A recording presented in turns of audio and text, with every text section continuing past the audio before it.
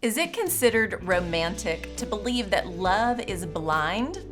We're looking all month long at Love Lies We Believe.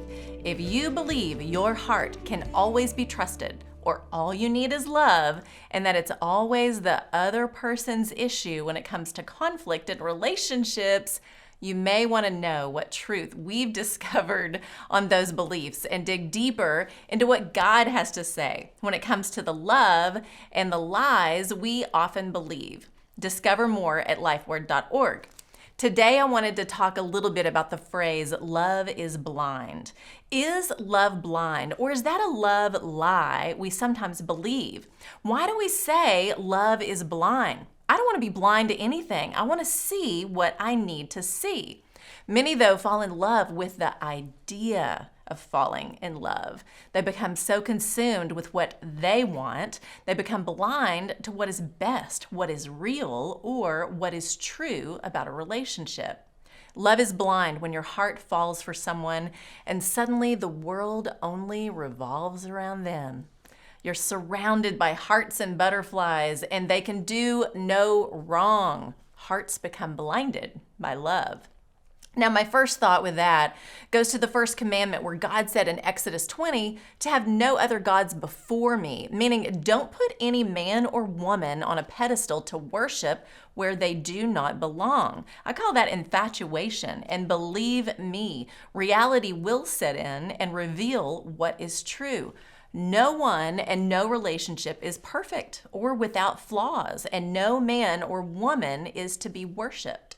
God lays out what love looks like all throughout Scripture. No love should be blind in that it ignores what is true. Truth matters when it comes to love. Honesty and vulnerability give way to trust. In every relationship, we are to speak the truth in love. Paul explains this more in Ephesians 4:15. When we walk in truth and love, we model Christ, and that leads to beautiful relationships that have a foundation of honesty, grace, and love. Ephesians 4:2. Be completely humble and gentle. Be patient, bearing with one another in love. Make every effort to keep the unity of the Spirit through the bond of peace. This was a verse that was on our fridge for years. To this day, it reminds me in my marriage to make humility, patience, and truth a priority. And expect the same from my husband.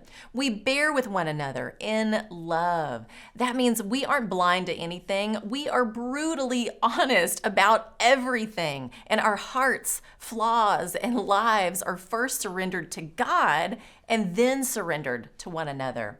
Walking out love in this awareness and gentleness leads to so much peace and joy in our relationship and our home. That's the way God designed it. That's the truth. Don't be blinded by love. Be fully aware of what is true. Know you are first loved by God. And as you walk in that love, any other that comes your way, you'll see and know if it's worth pursuing. I'm Lori Klein.